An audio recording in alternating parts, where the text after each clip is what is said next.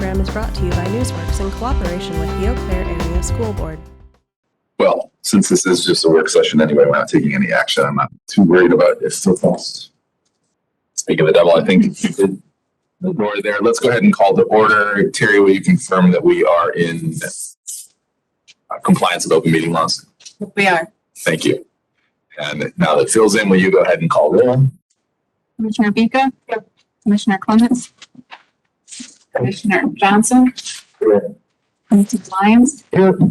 Commissioner Nordine? Here. Commissioner Zur? Here. All right. Those of you who are willing and able, please rise with me and join in the Pledge of Allegiance. I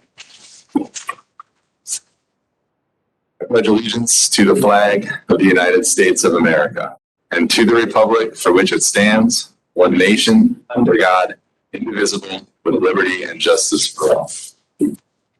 All right, so this is our first work session to examine and propose some changes to our governing policies.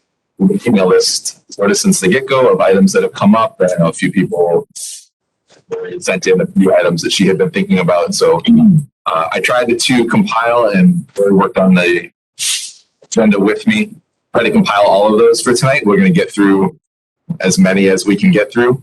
And with a hard stop at 9 o'clock because this is just a work session. My goal is to work down the agenda. I tried to do them from sort of easiest to maybe most discussion, although we'll see how those go. It might be that I put them in some different places. My goal is to try to understand what the policy is that people are wanting to change and get a sense of, is this something that we want to do, and try to decide one of three outcomes for it. Move it ahead and put it on consent. Move it ahead and put it on an individually considered item so that we can decide on it and action as a board, or not move it ahead at all because there's not even enough interest to have a discussion in a full board session. I did send out an email and ask people that had brought them up to propose things if there are changes, but we can always work through some of that as we go. What questions does anybody have before we get going? So this would include you as well, although I know you're welcome and that you're here as an observational capacity tonight. Do we have the ability to ask questions? I think I would say that if we'll ask you if we want questions, or we'll. But I think right now we're just trying to talk through what, and then if we have them on it like individual items or afterward, that would probably be appropriate, I think. So again, just more of an observational capacity. If we come to you, then we'll let you in that way. Okay. I'm willing for the rest of the group to say they'd like it otherwise, of course, but that was sort of how we did it with the last work with the self-evaluation workshop. And so, all right. So let's get cracking. The first item is just a simple, potentially renumbering of policies. Lori, you had mentioned that you might want to consider just swapping the numbers on OE4 student success and OE5 student learning environment. Why don't you? I don't think it was even my idea. I just put it in my notes that somebody had said that there was a logic to that made sense that they were swapped. Okay. Mike, I think that was you, wasn't it? It might have been. Yeah. So Mike, do you want to say anything about why you might? I mean, I know we have in some ways. It was just there was a logic. One was safety and then one was more detailed.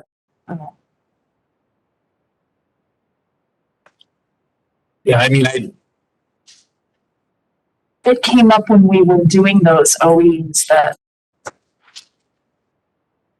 the logic just it made sense how one led into the other more naturally than the flip. At surface, the determination of the learning environment should lead to better outcomes. So if the idea is that student success is based on data and outcomes, it's influenced by the learning environment. If that's that underlining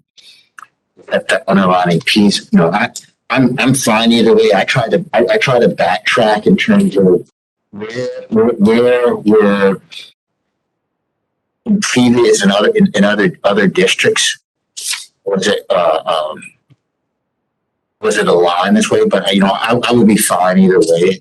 If that's I guess for me, that's the only logic that I could potentially find, is that learning environment impacts the learning experience of students. And if OE4 is predicated on, outcomes for students, then that should be, that should come after we kind of define what that learning environment looks like. I guess for me, that's the way I kind of have it making sense. But I don't know in other districts, because wasn't a lot of this just like pulled from kind of. Yeah, we did. We put, we developed OE2 and OE3, and we put those first as a statement of the, overall like board values that are influencing the rest of these. But I would say in general, yeah, and I think we did have some discussion, and Phil and Lori, when we were drafting them, as where to put them in terms of trying to express, some values, but also recognizing that, it's not to say that our facilities, which is OE,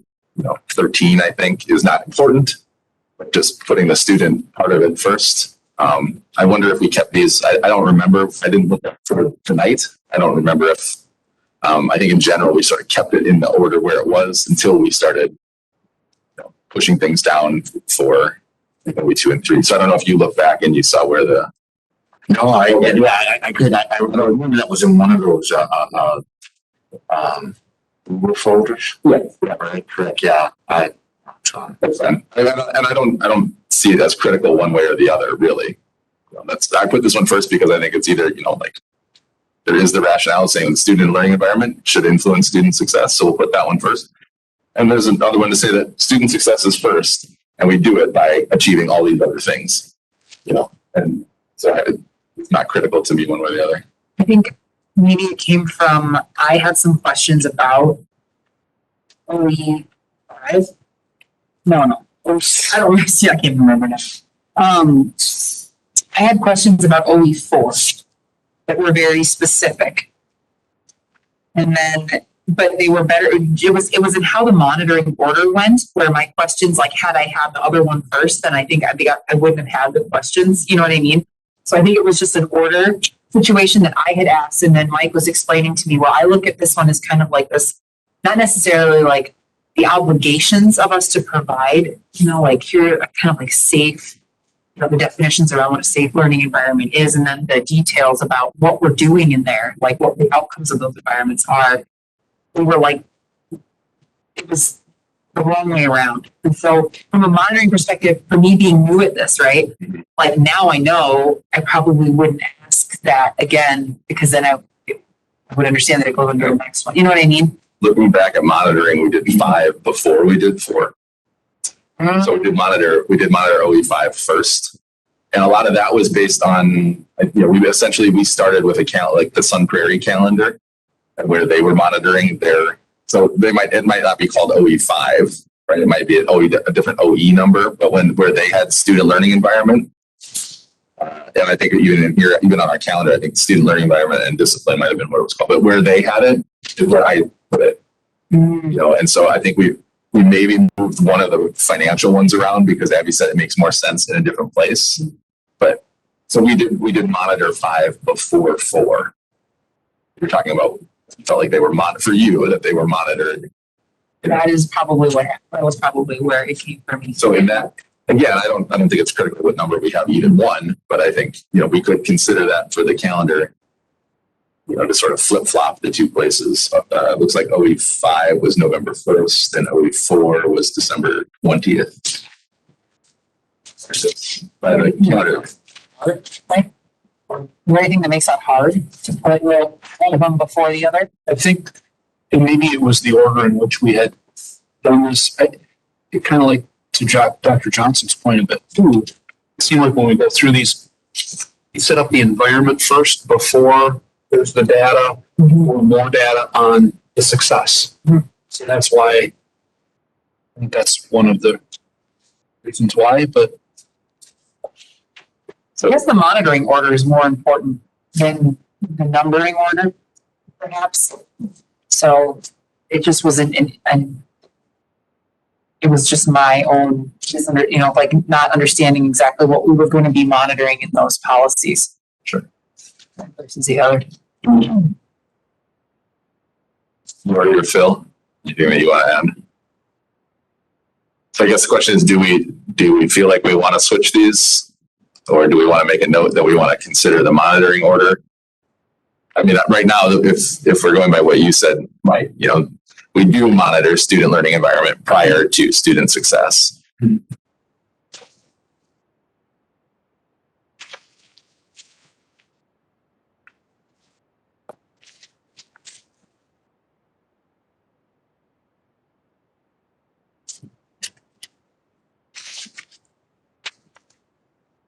Let's change it. Let's change it. Let's change it. I think for me, it's that just communicating this ideas, because potentially I think some of the challenge for me, considering Commissioner Zer's standpoint would be, for me, I should be able to then tell in the monitoring report and the artifacts that come that learning is taking place in these created environments, and potentially that so artifacts should speak to types of environments where learning is taking place. So then when we get the student success and this aggregate data is provided to us, the presenters of that particular data and the artifact should move themselves to say that this learning or the results of this particular environment impact the outcomes aggregate data this way. So it lends itself to potentially the communication of those stories. And I don't know, that's how I see it. That's in terms of that order, when they come up, it would just really make sense though to just address learning environments prior to addressing data. And it was also the missing pieces. It's a continuing question that I continue to ask when we have the reporting of results. Is kind of, where is this coming from? Digging a little bit deeper. I think it allows that to happen. So switching up the number is fine. I mean, the monitoring still, and what you're talking about is less the monitoring of current OE4 on student success, because what you're looking actually is for the data on and that's R2, that'd be like R2 or R3, and all three of those do come after in the cycle. So I think our monitoring cycle seems right in that. The numbering is just the numbering goes 5 and then 4. It seems uncritical to switch it to 4 and then 5. Does anybody have a real issue with switching it? Okay. So, I mean, then we, aside from 14, which we could move in the schedule, but we do then monitor 1, 2, 3. It would be now 4 and then 5 in terms of OEs. It kind of goes in order. And then honestly, I think it goes to, it would actually go 6 and then 5, but anyway, I think that's fine. I don't see that as being a real issue. So are we comfortable just putting it on consent? Okay. So Terry, I think we had placeholders for the first meeting in March for these items. So this will be just one of those. If I don't know if anybody's proposing specific changes tonight to now 5 and 4 as opposed to 4 and 5. I know Erica, you had said you're not ready with specific language on those parts, but we'll just have to be real careful that we adjust the correct ones and then reorder, but we'll get to it. We get there. All right. So moving on to combining and integrating policies. This is a discussion that just came up at the last board meeting when we were talking about the first draft on OE8, communication with the community. And like Lori, you had brought up again that perhaps it would make sense now that we've seen an OE7 treatment with the community and OE8 communication with the community that there is quite a bit of overlap. We don't have any specific policy language to talk about because this is going to take it will take a significant rewrite to do that. But what I wanted to talk about as a group was, do we have interest in getting some board members to do the work of actually trying to rewrite it? And if so, we'll do the work to do that and then bring it back to the full board for review. So just in general, is there interest in combining these two policies into one policy that I would probably just call treatment and communication of the community treatment of and communication with the community. Yes. So just a question for you, Mike. That's looking at the two, that's 12, 20, combined. Now, obviously, maybe in the There would rewrite, have to be some thinning. there's gonna be some thinning. But does that become challenging workload? That's a lot of points. I would hope that the combination would reduce the overall number. Reduce. There was redundancy, I thought. That's to Laura's point, the part about the redundancy, because I kind of caught myself looking through other districts. It's kind of like, oh, okay, we went over this at 7. Or vice versa. Oh, go through this, and we saw this in 8, where I think when Lori brought that up, I thought, just share my experience in going through that too. So, No. In addition, you've got definitions and interpretations that have already been shown to be, like the board has already said are acceptable. Right. And obviously with some new language, it might take, the indicators and the artifacts, the evidence should all basically be kind of pulled again. And it's just deciding which of them on each one where. So I'm hopeful that, yes, it will be a little bit more work, but it's not like we wouldn't be starting from scratch. Because you've got, it's just going to be now how I combine my 2 reports into one report and give the board the appropriate amount of information. Would be my hope anyway. I think that communication piece, I wouldn't want it to get lost in, I think I would be fine with a rewrite, but my concern is just that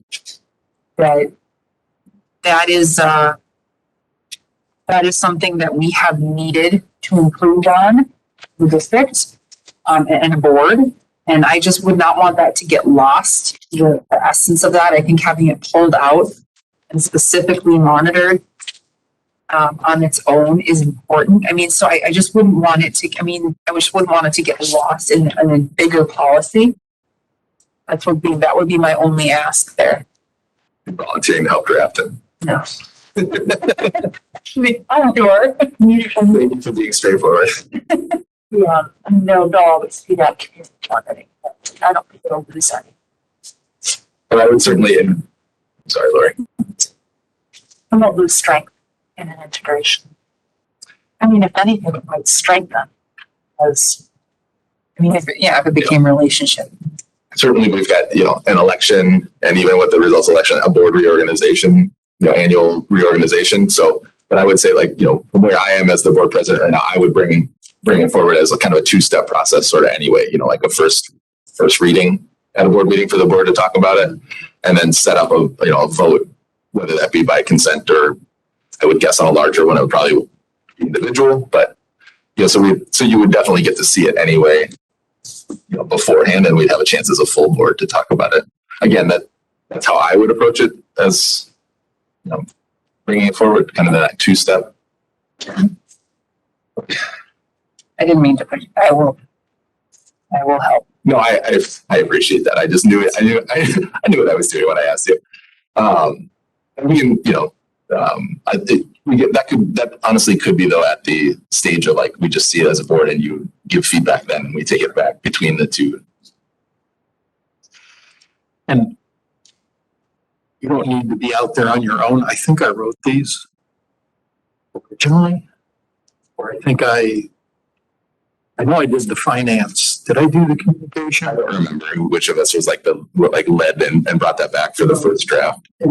I think our process was we, picked and choose. We kind of went in and grabbed a couple out of Sun Prairie and a couple out of, there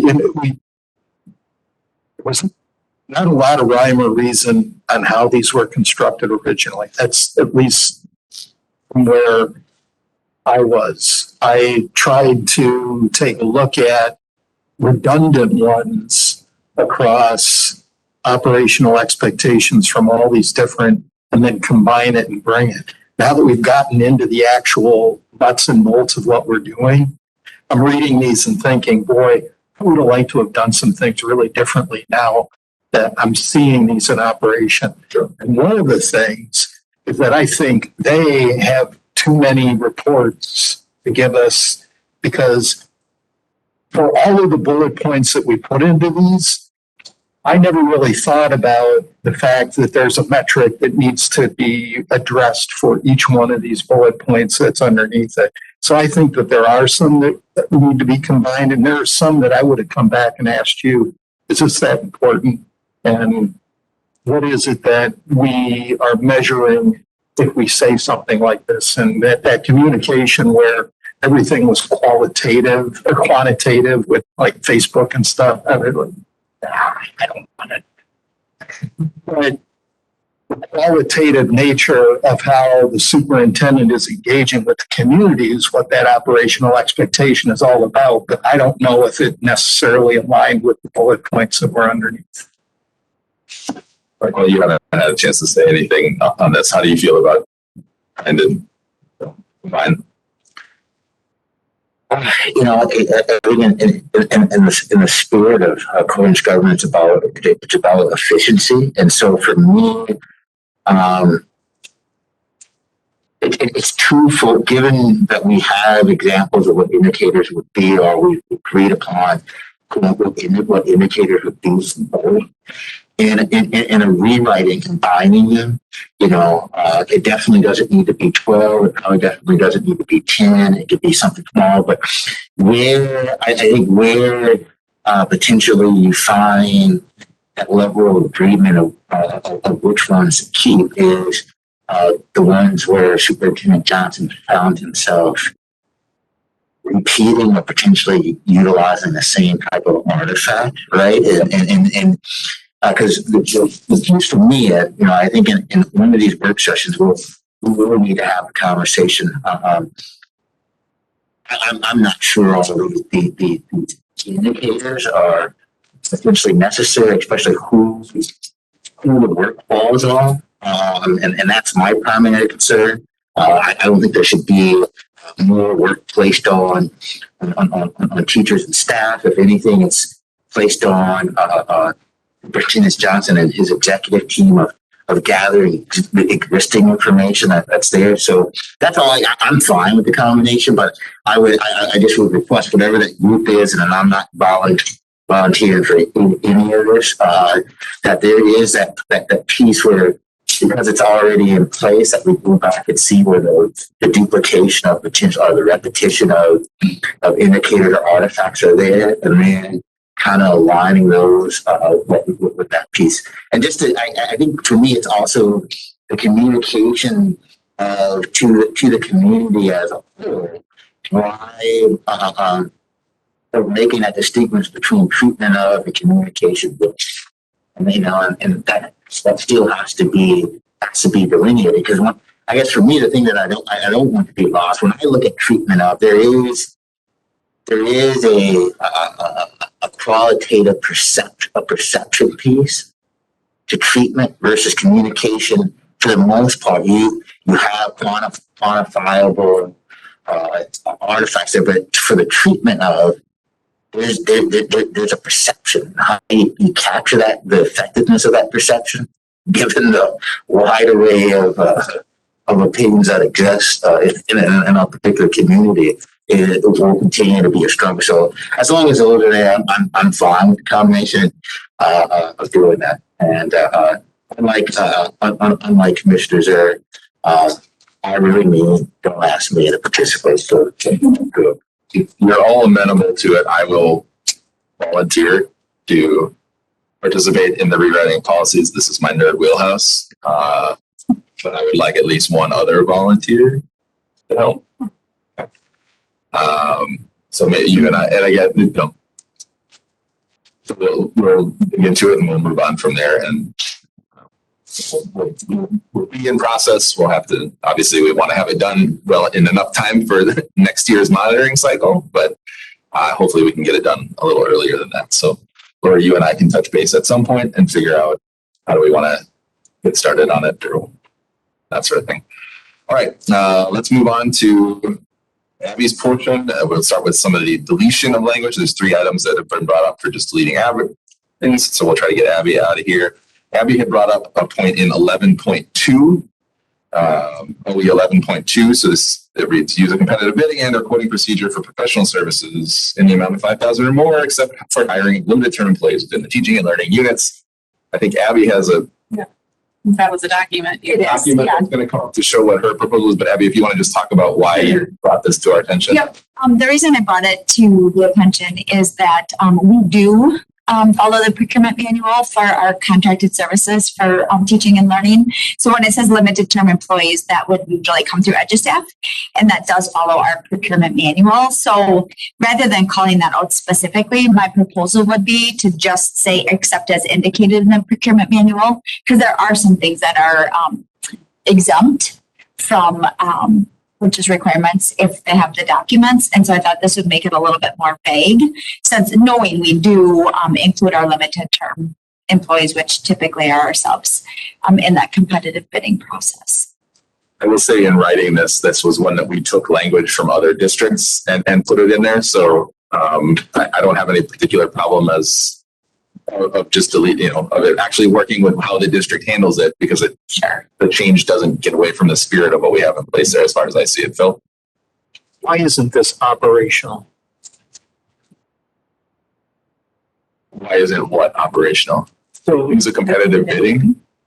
yeah, if this is from the procurement manual, which is something that maybe the board ought to approve, but not this. So the idea of you using a competitive bidding seems to be just an operational thing that would fall. There's so many things that we're pushing off to you, as that's your job, that this is like a rule. And if we're thinking about the umbrella of coherent governance, and it all comes back to ensuring and holding the superintendent accountable, making sure that you're using a competitive bidding process, which is already in your procurement handbook, doesn't seem like this is coherent governance. I have two things on that. One, if we don't have that in there, then that means that the district is free to not use a procurement manual or to not use a competitive bidding process, because we're not specifically calling out. Two, I would have a question before we did any kind of change to that about what is our legal requirement, because we may be legally required to do that and we have to fulfill.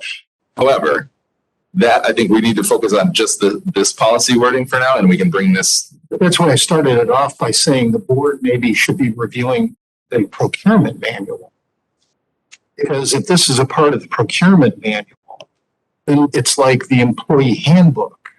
It's those policy documents that the board ought to be reviewing, not ensuring that the superintendent is making sure that Abby is following the procurement manual. I guess I read this policy as different than that, but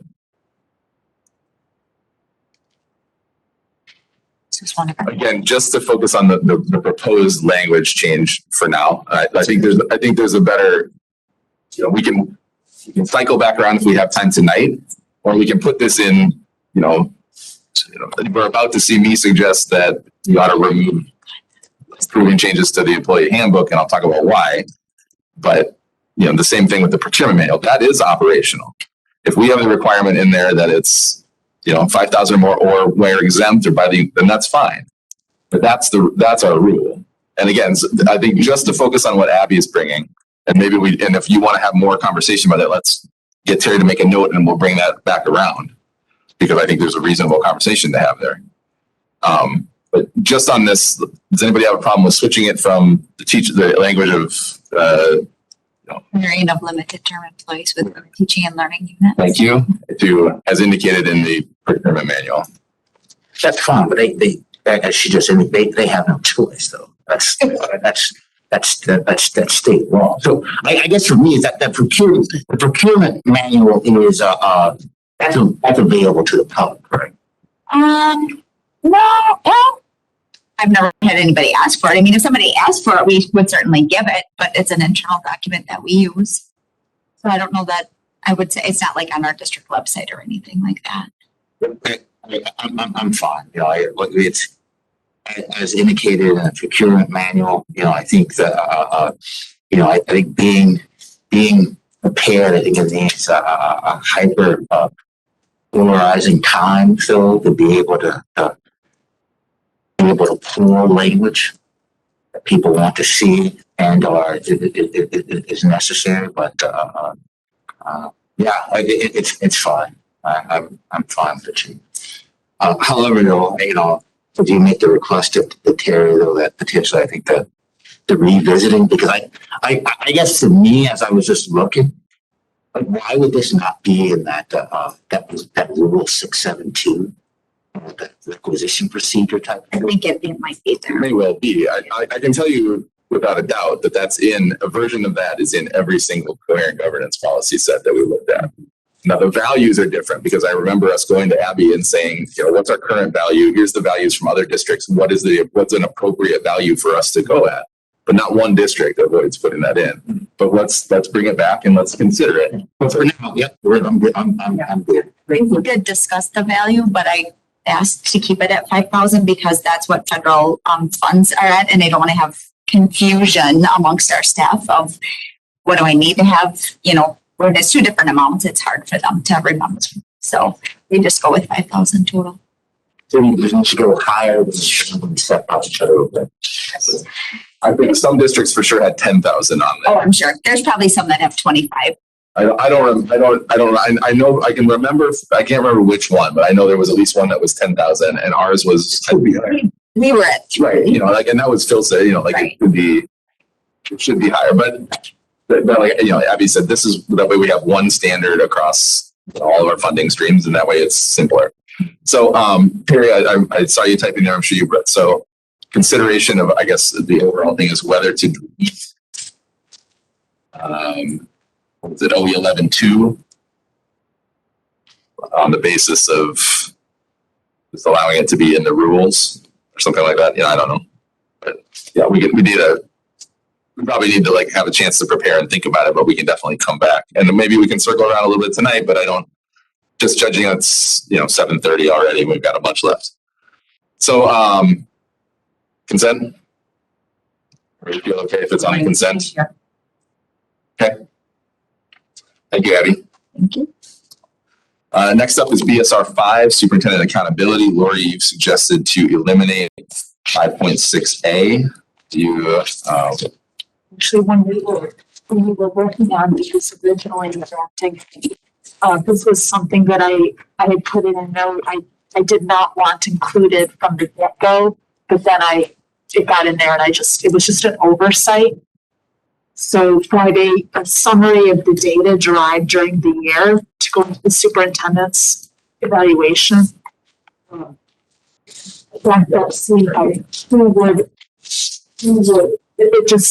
It's excessive. And I think that's what the monitoring reports are for.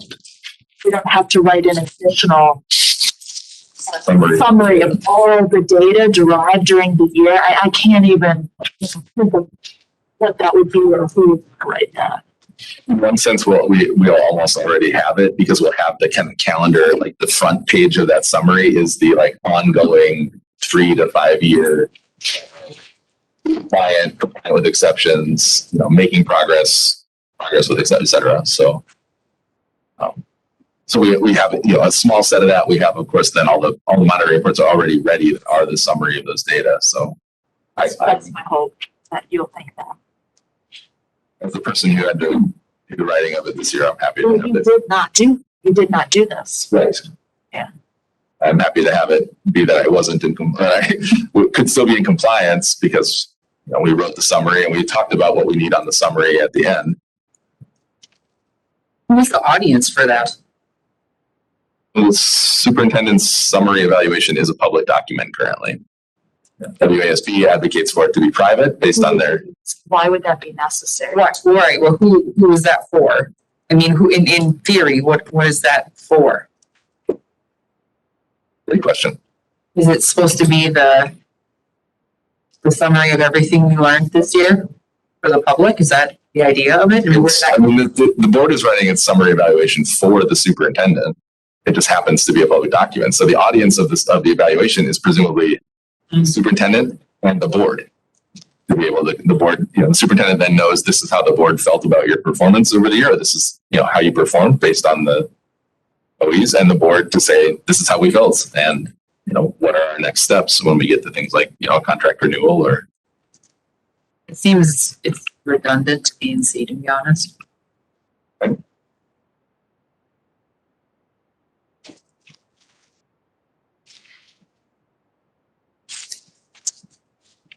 So are we in general agreement that it's okay to remove? And any reason it can't go on consent?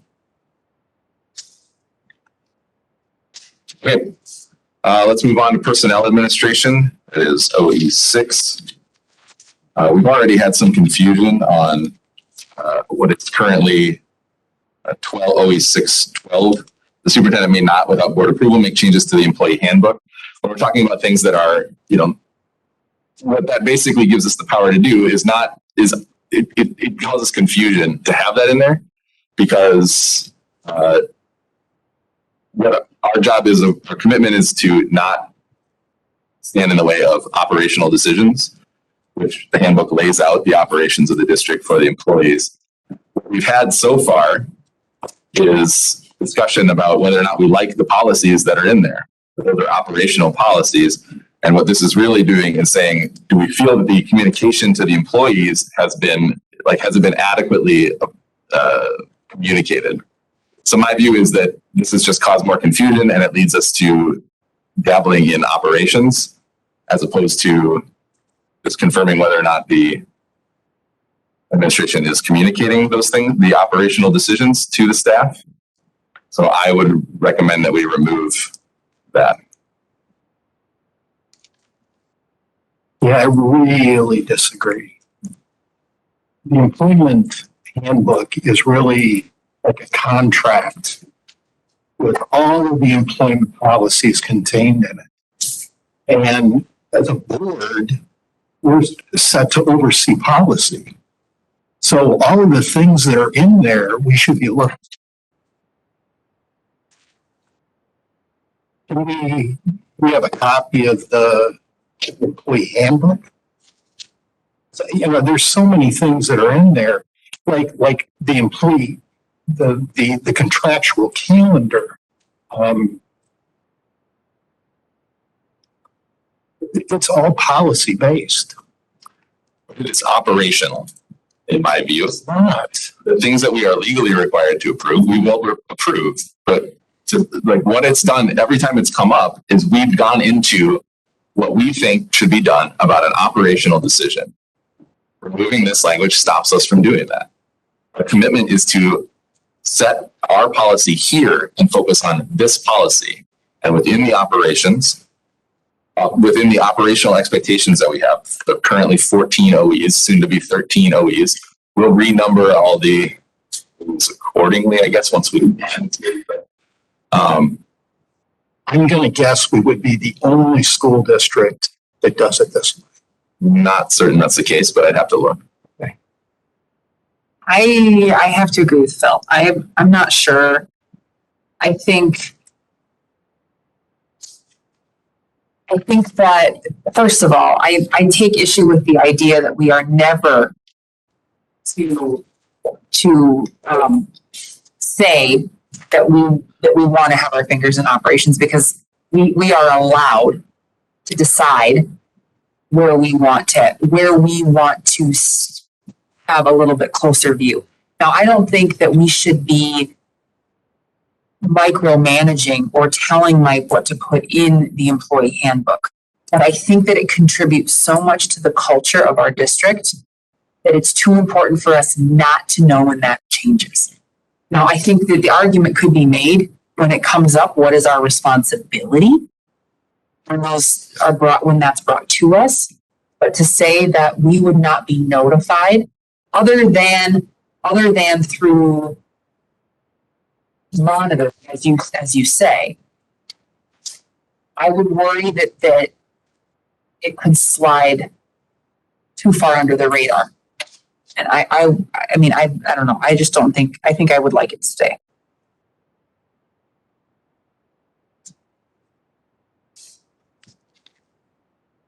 So what you said, Eric, is that you want to be informed of changes to the handbook. What this says is that the superintendent may not, without board approval, change the handbook. And that means that every change to the handbook, which means that every policy change for the staff, requires board approval by that reading. And they're just going, it's consent? But technically, every time it's come forward, we've talked about the policy behind it rather than the language behind it. And so this opens every door to the board. This means the board wants to approve every policy change among the staff. Yeah, technically, though, I don't see it that's happened. Actually, we get notices from Kim that they updated, they changed things in the handbook. It's just a notification. We didn't approve it. They've updated and changed things. We've been notified. So I'm not sure where. Then that's another reason we should remove it, because if we're not going to approve every change to the handbook, and I think Kim is changing policy, I don't know if the handbook has in fact been changed, but if they're not bringing it, then they're out of, and we shouldn't have to approve every change to the handbook. What examples are there from this year? There was the COVID leave. What else? The leave is a benefit. The calendar was a big one. The change to snow days was put in the employee handbook. Why wouldn't we just approve the handbook once a year? And so I guess my problem is not so much that whether or not we approve the changes to the handbook, it's that when we have had opportunities to approve the handbook, we have instead gone into whether or not we like snow days or other operational decisions. So if you want us to be involved in the operations, then we need to be specific about what the meaning of this is. I want to have the same policy. So if you're going to change the layoff language, if it's in there the way it's in there right now, I'm fine. But if you're going to change the layoff language, then it ought to come to the board for approval. I would say that probably is changes to the compensation plan, which is already called out. But maybe that's not. What's in the handbook, layoff language. Compensation is different than having someone laid off. So again, we're talking about an operational decision. And if we want to make operational decisions, you can call them policies, Phil, because they're called policies in the thing, but they're not the level of policies that we've agreed to work on. They're operational policies. If we want to deal with operational policies, then we can. That is the board's realm. We can decide we want to approve changes to the layoff language.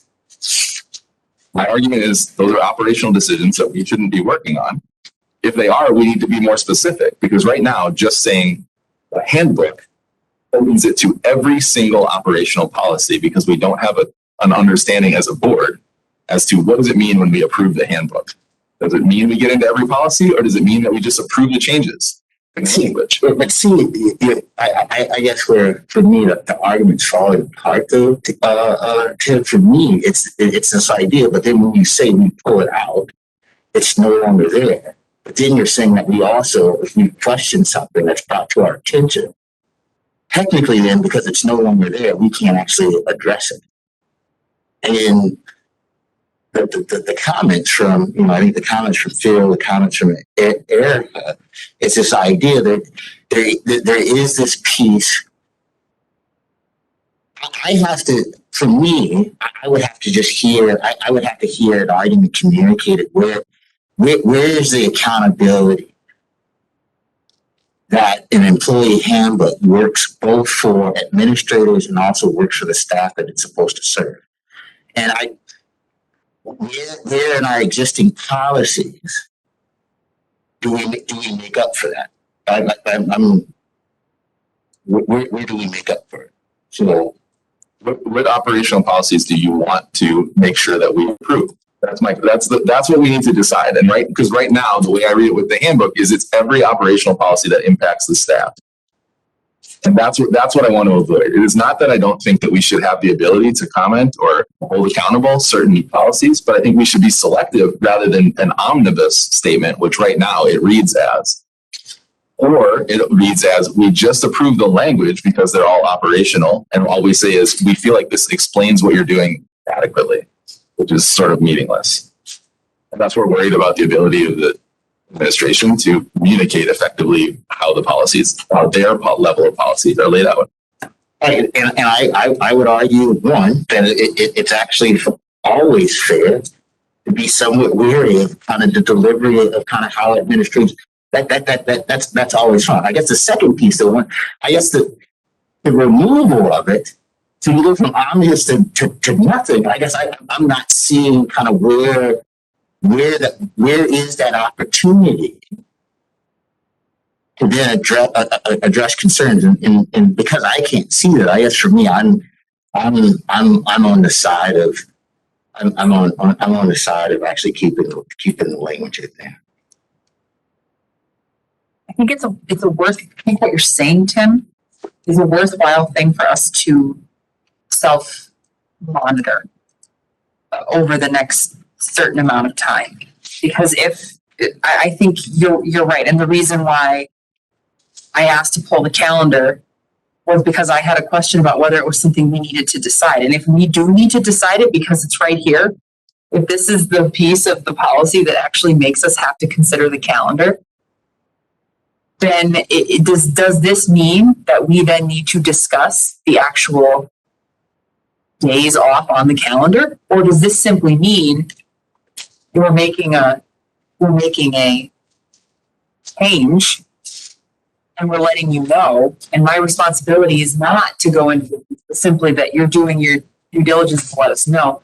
So I think it's both and.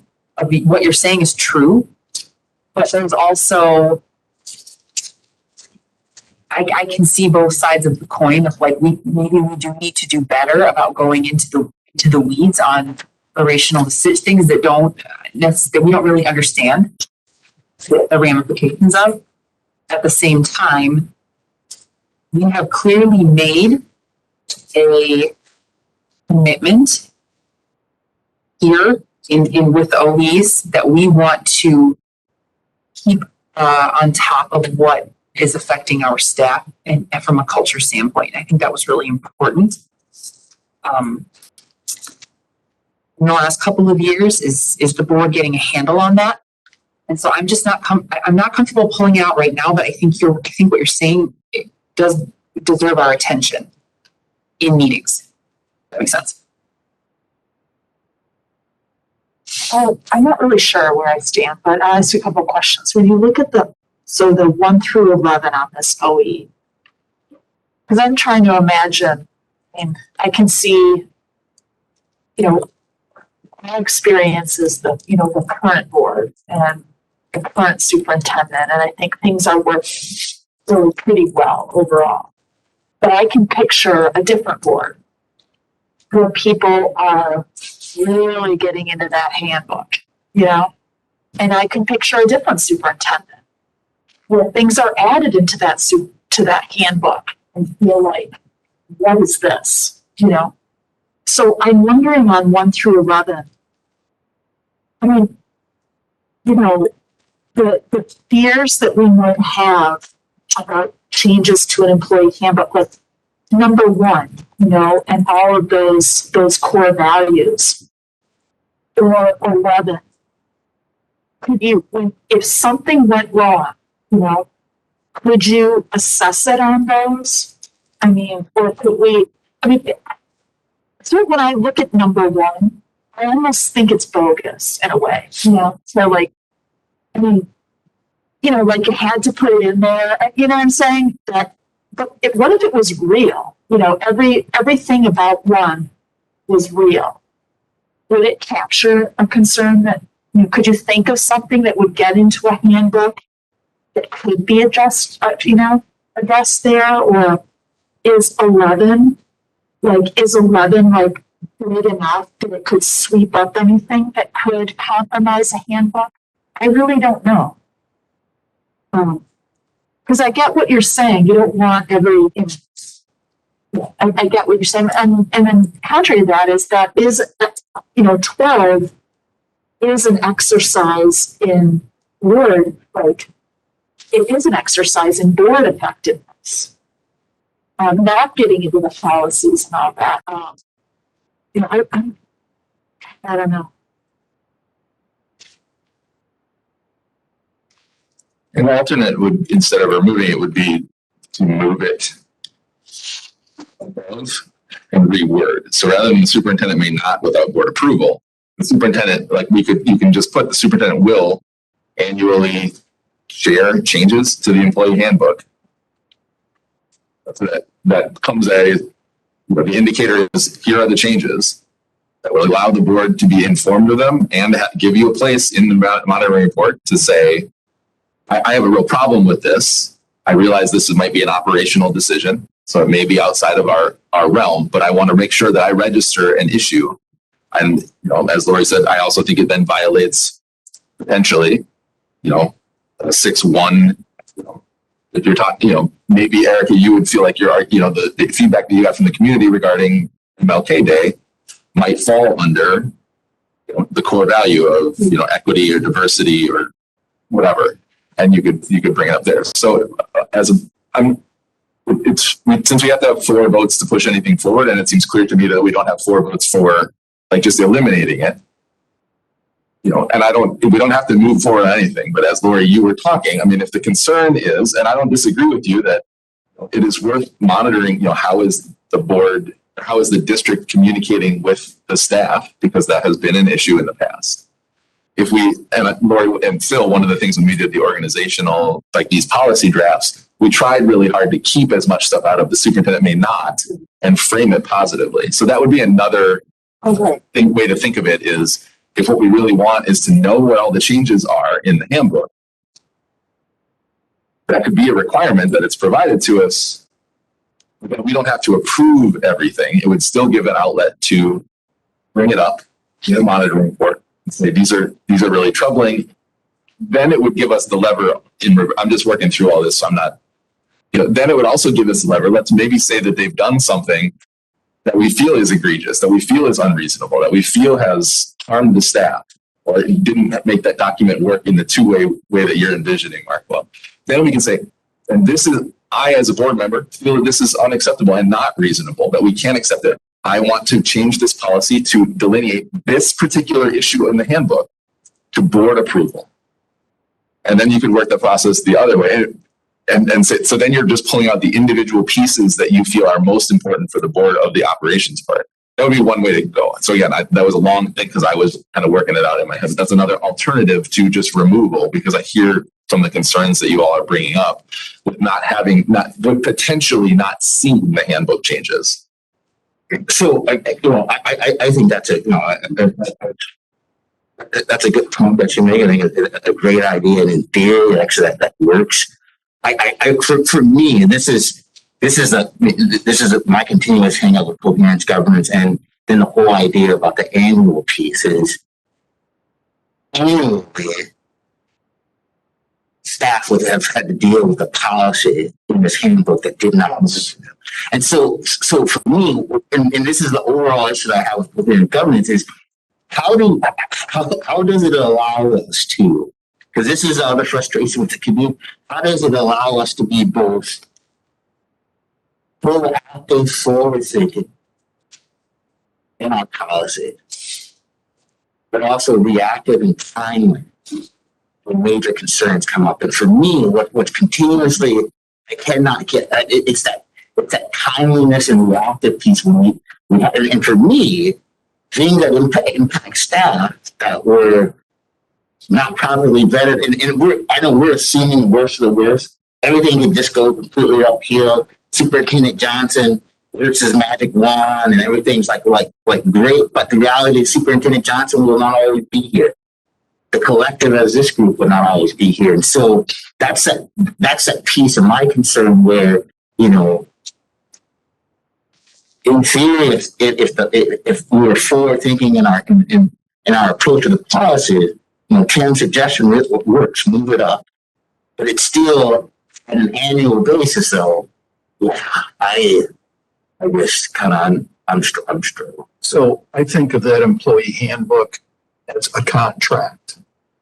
If if Reed is going to get a job at the school district, the employee handbook is a contract with Reed's employment to the superintendent and ultimately the board. The superintendent can't make a change to that contract because it's something that's been given to Reed as an employee. And that's why it's really important for the board to be approving that employee handbook changes. It changes to the handbook. And that's why I think that there's no other board in the state that is approving the employee handbook.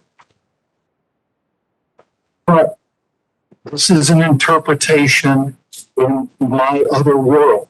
So I don't know if that's a correct assumption that when Kay is administering the employee handbook, that she sits down and talks with the union and talks with employees, and there's benefits that are in it, and there's rights like layoff language and things like that. So it's a rule book of employment. And when that rule book is given to somebody, they're counting on that as this isn't going to change in the middle of the night, which is why the board then approves changes in this employee handbook.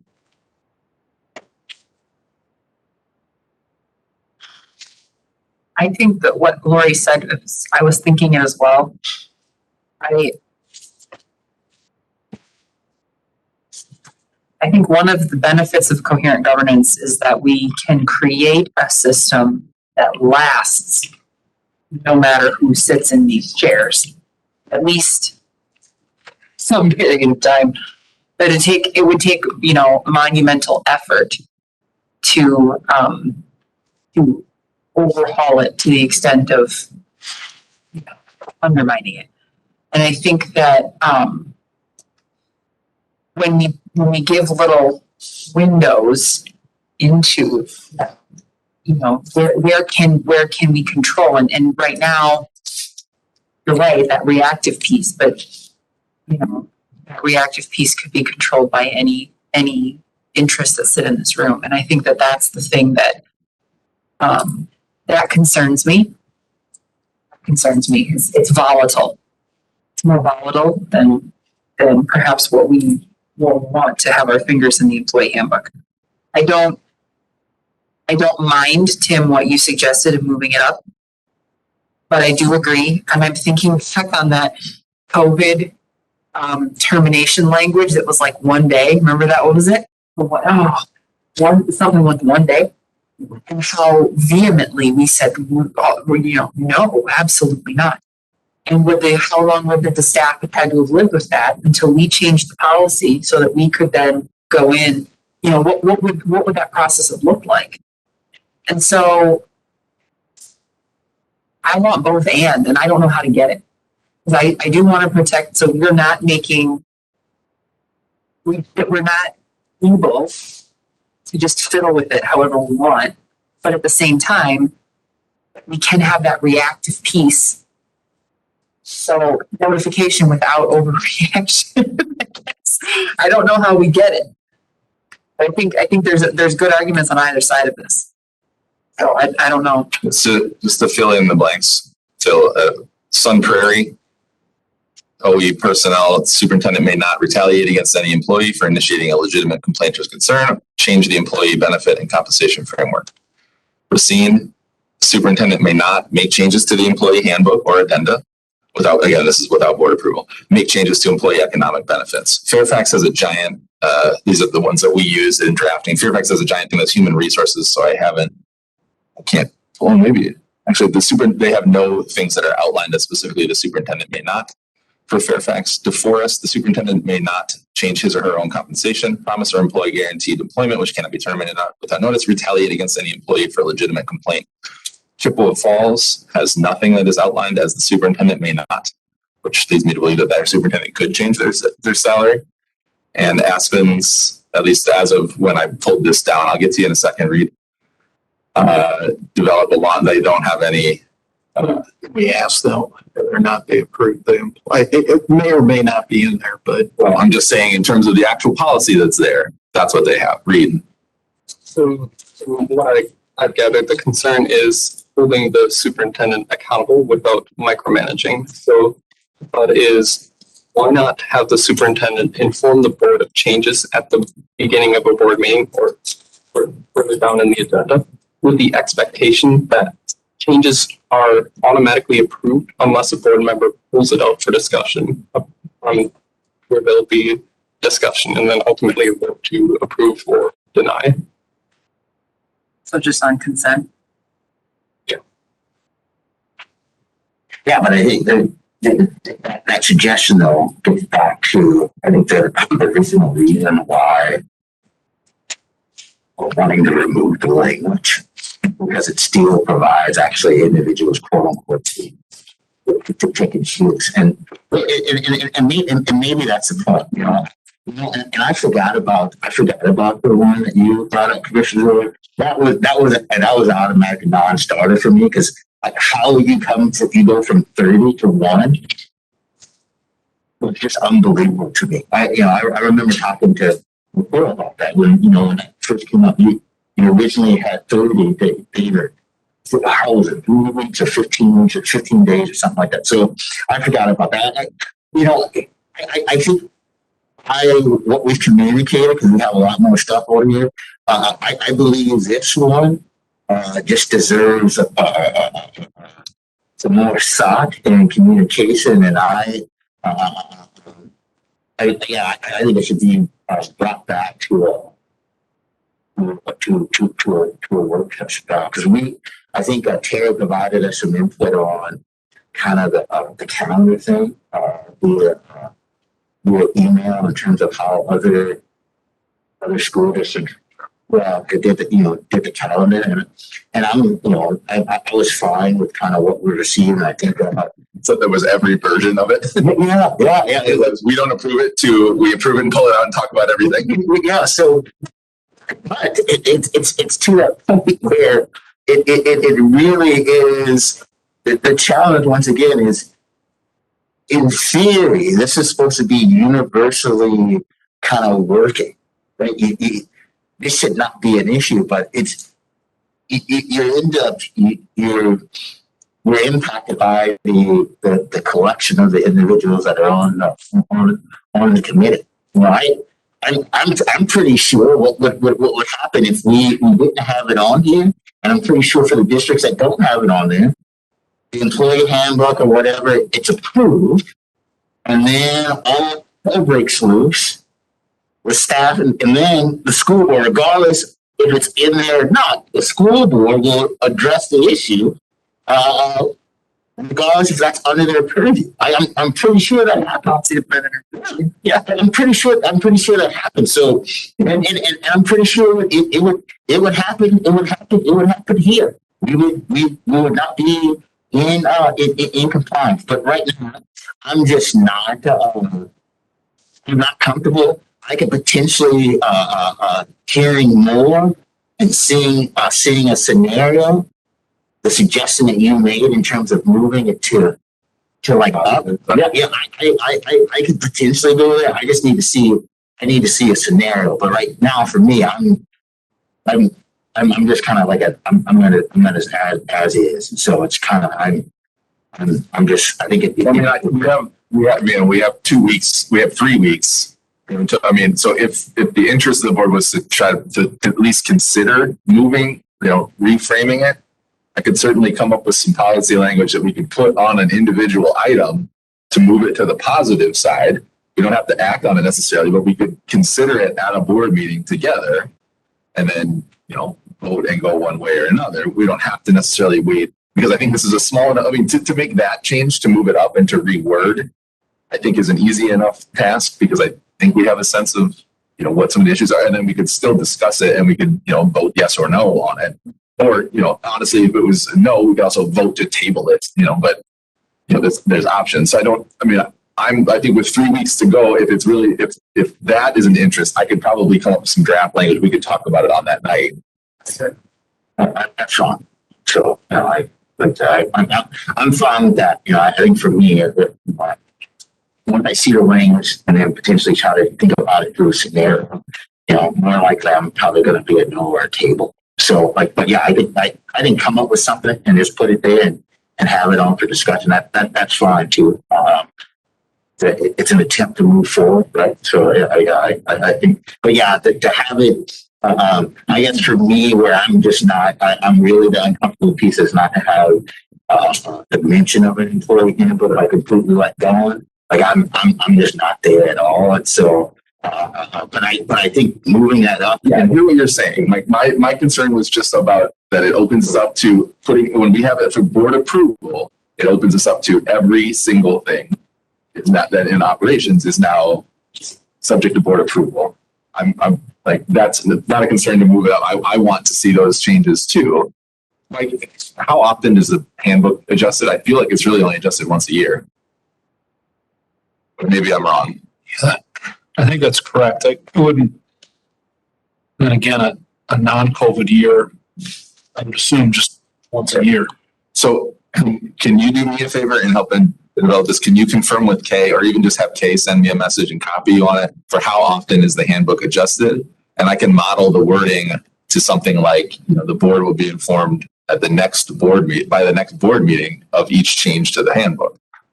So it could just be a memo. It doesn't have to be there's nothing in the meeting, but the board, will promptly be, something like that.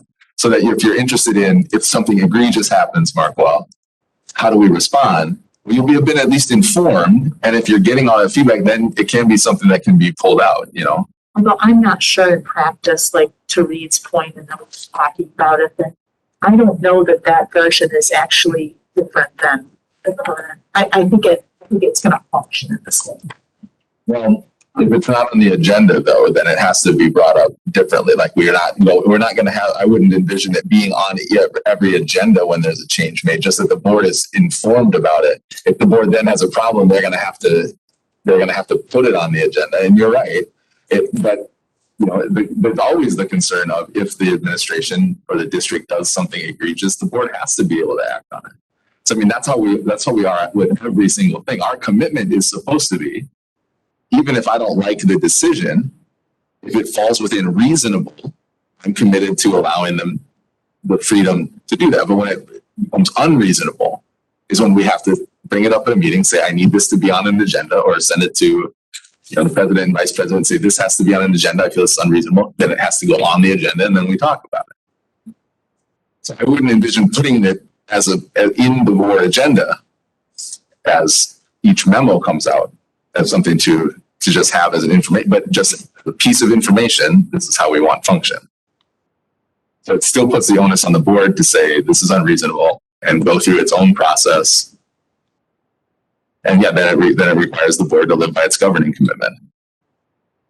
Here, I don't think it does. I think it forces us to live against our governing commitment. So again, let's just go with first. Let's go with potentially seeing what it looks like moved up. Sure. Working with the language, and then I think that'll deserve that'll get us continue just to moving, and then we'll talk about. So if you could do that, I will, and I'll send it out. Hopefully well ahead of time to everybody, and say this is what's going to appear, so that you have time to read it and think about it, so that you have and again, we don't have to act on it that night if we have it for agenda. Even if it says I need some more time now that hearing this to vote on it. Well, let's table it to the next meeting. Let's table it indefinitely. Let's act on it right now. I took your request. I acted on it, and Kay has an answer. Would you like to hear? Yes. One time in the spring. Okay. So that will make the phrasing easy, and we've all at least heard it, so you can expect something. I'll send it. We can have discussion about it. We can, if it needs to be modified, there at the thing. If that's what the discussion is for, and we'll be able to act and amend it. Okay, I'll take that as a task for me to do, and I will have something by the March 7th meeting. That will be an individual item. Okay. Okay. Well, I did pick the one in deletion of language that was going to be the longest for the third one, so at least I got the order right on that one. Let's move on to additions or revisions of language then. 850 GC2 governing commitments. Laura, you wanted to bring up potentially adding in that the board receives a copy of the board handbook. And I realized that I think we haven't really seen that handbook much, if at all. just the last couple of years, but pre-COVID, we did a big revision on that. I think so. We'll just go in with those resources like Robert's Rules of Order, the current policies, and that. I think our board handbook is incredibly valuable. I think we've had the skeleton of a quite good one. It's just it sort of went underground, like if you haven't seen it, I'm just not surprised. But I'd like to bring that back, with that freshened up again and operational. Yes. It's everything from. That's a great question. I have it and I've never looked at it. It really is new people. Everything from like all the even educational jargon and acronyms. I mean, it's a pretty thorough. It's try to take somebody who's coming in totally fresh, totally brand new, and just get them up to speed on, key result. It's gonna. I'm sure it's gonna need a revision again because of coherent governance. The board handbook, I think, is a really valuable resource. I know I appreciated it when I was new, and I think the revision was really good. And if we can get it going again, Do we have time to get that revised before? I don't know where it is. I think I was leaving it. It's not been a part of it. That's a Do we have time to? probably. It's hard to say. By the end of April, maybe not, but certainly by within a year. Maybe it's a summer project. Okay, it's still a little bit longer. Yeah. So, Laura, I have a couple of questions for you on this. One, I guess I don't even know what's in it. I think I got it when I joined the board, but obviously, and I can't remember what I certainly haven't used it, so I wonder about its overall utility. But two, if it does have a lot of information, I'm not opposed to having more, especially, if we can get it updated for coherent governance and it provides an additional primer so that maybe people can avoid reading some of those books. We know that not everybody loves each and every one of those books with the same vigor as Dr. Johnson does. Burning intensity of 1,000 suns, I think, is how you've devoted yourself to these works, Mark. Can I ask that we wait to change that until we've got it updated so that we're not we're not sort of required to hand out an outdated one and just put this make that I think an update where if it can be useful, if that's work that people on the board want to take on in order to properly update it, that's great. But I would wait to change the policy until it's ready to be put in, and then we can say this and then hand it back out. Well, I don't know which comes first, really, but we have already done. It's not like we're going to be out of compliance. I mean, it will be done in the spring or the summer or whatever. So then it gets back into the. We'll have, at the very least, we will have one new board member in May, and obviously there's 3 seats up, so there's potential. So I don't know. I have no idea what's in it, so I don't know how much revision it would need, and I'm not certain it's going to be done by May because we have a lot of board work that's going on with the referendum, with CPI, with insurance. So yeah, maybe it's not a matter of which goes first, but I think I would just as soon have it be done and then. It is kind of one of those things that can, just kind of slip through the cracks, Right. That if it, I don't know, I'd almost be motivated to put it in now, just that it keeps it on the workflow and I think you can, you could even do, maybe you don't maybe it's not a major revision, maybe it's a revision just to get it, because there's a lot in there that isn't coherent governance, and maybe it's just to kind of get it up to usable state, knowing that it's going to be worked on further. But There's nothing in there that would if we, let's say somebody were to suggest that, that's in the policy first, they were to have this handbook and then they were able to say, well, the handbook says I can do this. And we say, no, you can't because we have this new governance model. That would be my only concern, is that could potentially confuse or complicate the board members' understanding of how they function in here if it's not correct and current. I think it would be pretty easy to, if there is anything like that. It's so much I haven't remembered it. Yeah, I think it would be very easy to remove if there are any pitfalls like that. When you think about somebody who, like, say somebody comes in who has, like I said, a completely different background from education. And there's just like an orientation to, like, it's like education 101, you know, that even things that people all take, just take for granted about education, if that is not your background, but it can feel like another sometimes. I just realized, like, I've never done number 6. I didn't know number 6 was 3 areas. Maybe 6. I didn't even know that. I don't know that they, I don't know that if they did the new member orientation this past year, and obviously yours is somewhat different because it was in, I think it was, I did it. It was in May. I drove down to Durand. That's the conversation that I was, when I said that goodbye to Aaron the other day. That's like, he was with me. Like, we drove down, and when there was one other board member too, we drove down to Durand and sat in this meeting.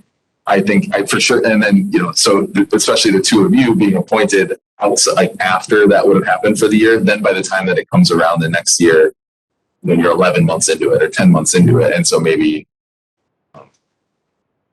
there certainly is less utility if you're not brand new for that particular item. It's a food good, I think. In fact, there was either, I want to say it was just like Subway type sandwiches. I mean, it depends on how you feel about Subway type sandwiches, I guess. No, never mind. I was just kind of interested. I attended that session, a couple of the annual meetings, and my nominee, Phil, you can speak to this, and the WASB. I would say that they're not like, I wouldn't put them as famous for providing delicious catering. Provided nutrients that my body required to survive. So I guess I'll say that, but I wasn't raving about it. Yeah, so I don't know. I could go either way. We have it in there, just to have it in there and work towards it's serving as a reminder that we need to have it updated, or wait till it's completed and finished to see kind of what it looks like. I could go either way. But I think that's a good suggestion. I just could not provide any feedback because I didn't even know that there was a board. No, I thought those Dawson and Queen books were the board handbook. So I sort of feel like this is the board handbook personally. I don't need the board handbook at all, but I'm not necessarily opposed. If it provides what you say it provides, then I think that could be useful. I have a PhD in education policy, Tim.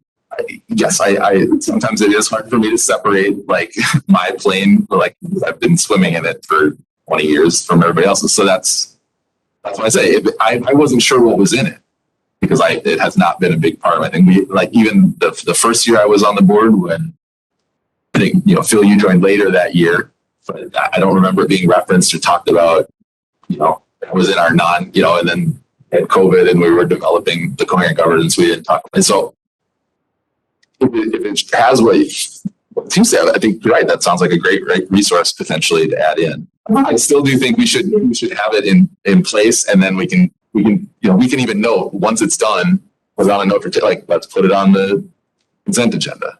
I could volunteer. I did work on the last revision of it, but I'll volunteer to pull out anything that is like just strip away any possible inaccuracy or incomplete or whatever. But it maybe just has a few parts, and that's enough to be able to give people at the end of April or beginning of May or whatever, and then get the parts back in. Okay. So then would you want that then sort of feels like we could make the change to the policy now. You're just going to say, I'm going to commit to having something usable to hand to people in person or people in April. Okay. How does that sit with everybody?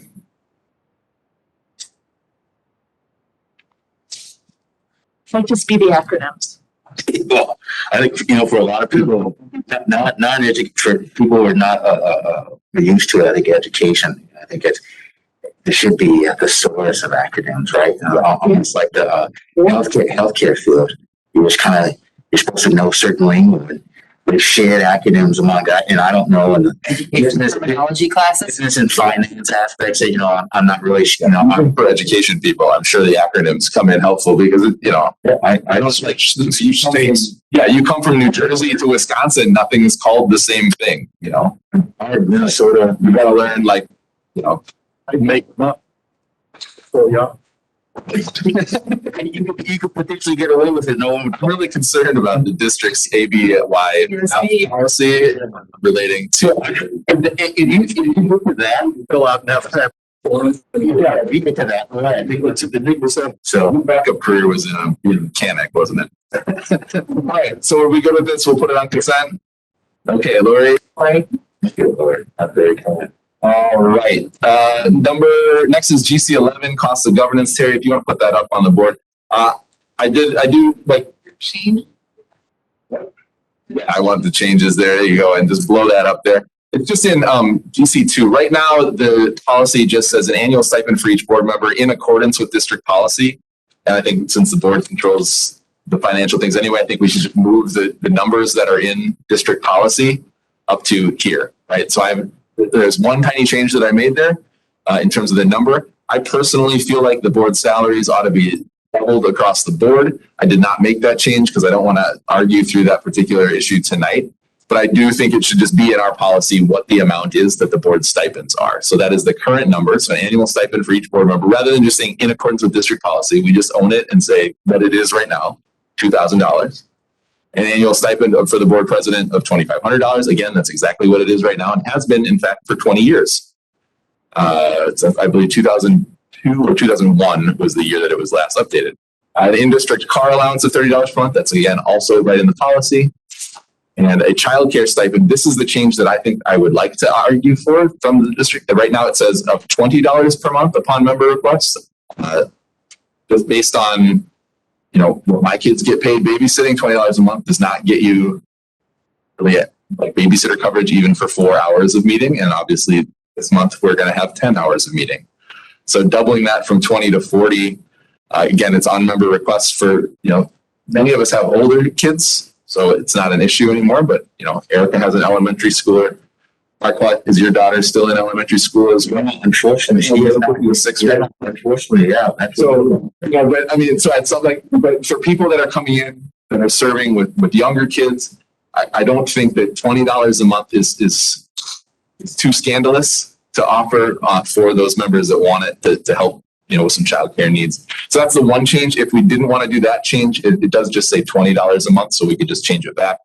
But also, really, all I'm trying to do is just bring that policy up from where it is in district level to the board policy, since it's the board making its own payment, which we would have to do anyway. So F has changed. F is now H, and we've included F and G. Right, because those are other parts. Like otherwise, it's reimbursement of costs. So like otherwise, it's in there. It's in current district policy, and it says all those things. So you should be getting a $30 a month. I know some people. If you take the annual stipend, I don't take the stipend. But if you take it, you should be getting a check for that. And then if you've requested the childcare stipend, the $20 a month, you should be getting that. That's all in it. All I think we should do is elevate that since the board owns it and it's our own, rather than having it in this 100 level, which were the board policies anyway, just bringing it up to here. So I did just add in the specifics so that it was easier to break out if we ever feel that, or if the board ever feels that no longer is $30 a month enough for the amount of travel. Again, none of these policies have really been the childcare stipend, I think, was added in the last 15 years. I don't remember when. Maybe it was even sooner than that. More recent than that, I mean. But the others have not been changed for 20 years. So that's the only change that So it's the $40 a month. That's the change. The changes are the 40 right now. The policy says $20. I think we should change it to $40. I don't know that anybody on the board right now would take it. I know you've got elementary school. Not to complicate, but since that childcare was written, I know employers are trying to think more holistically, not just about child, but about family. So you might have, for example, an elder that can't be left unattended. So perhaps Caregiving. caregiver. So we could call it a caregiver stipend. Or, childcare and or caregiving arrangements during regular board meetings. You could just say caregiving. Okay. But so, yeah, and so the only, everything else I'm doing is just putting it's already in policy on our level since we own it anyway. Again, I think at some point we'll bring forward a conversation of changing the board's salary, but not for this issue, not for right now. I know we've already had a little bit to go around. But yeah, so the questions are: one, are we comfortable just moving it up to board level since it's our payment and it's already in board policy rather than just saying in court? And then two, my question for you all is, are we okay changing it to $40 a month? Terry could actually amend it right now because I think that's editable by you, Terry, to a caregiving stipend of $40 a month for caregiving arrangements. So caregiver and caregiving, the two areas. That right now. Sure. Okay. I think that's a very reasonable change, and that does look a little holistically, and it does, count for if you have other. Again, it's not going to get you very far, even at $40 by my view, but it's something. Yeah. So first things first, are we okay with elevating this in general to the board level so it doesn't have to sit at district level anymore since it's our pay and we control the money anyway? Yes. I'd like to go on record though as saying that I agree with you. And I think that the increasing the incentive for people to get involved and serve on the board. I've had multiple, and particularly women. It seems to be a particular barrier for women, especially, younger women with younger children. I have had multiple women, and particularly women of color, turn down serving on this board because they cannot afford childcare. They do not have someone to watch their kids, and it doesn't make sense for them and their family. And they're active, involved, contributing members of our education community. And I think that's a shame. And so I am fine with increasing it to 40, and I would support it being higher than that. I know you can grumble about incentivizing the board to serve, but I think that we need people here, and we need voices of underrepresented people. And sometimes it takes a little bit of it takes some support to get them able to serve. And I'll go on record. I'm not against incentivizing. What my stance will be in any of the conversations that have already been made informally in P&G. I am not in favor of actually increasing the salary of a few when our least paid staff. Sure. Do not actually get increases in salary. So that will be my continued. I will support a salary increase no matter wherever it can come. But I think that But we'll take it. but that is something that I will always support in this. You hit on the head why I think the overall, the probably every dollar amount on there, even right now, ought to be double. But I don't want to have that. I don't think it's effective to have that conversation right now. Right now, but I just want to say that I appreciate that. Sure. Corey or Phil, anything that you want to add? Yeah. When would this be effective? It would be effective unless we put a clause with a particular date in there. So to go to a discussion of board member salaries, one thing that I've seen other districts do is that they put in a clause, beginning on X date, each board member elected after that date then gets, the bump in the salary. So if you were saying we were going to double it to 4,000 and 5,000, you could put in there, it's only for those, it was for those who were, starting with the 2023 election, board members elected at that, then get the higher one. So you kind of step that up in that term. But in terms of the $40 a month, unless we put a clause on there, it is effective immediately after we change it. Anything we don't put a clause in is effective the minute that we change it. So we would be adjusting our impact on the budget. If we want to put a date on it, then we can put a beginning XYZ, here. So this would be voted on at the February meeting? Will be these items right now. Anything that we are talking about tonight is right now placeholder for March 7th. Okay. So even at $40 a month, it's a 25% increase in the $2,000 stipend. I'm not saying that the stipends are low, they're minuscule.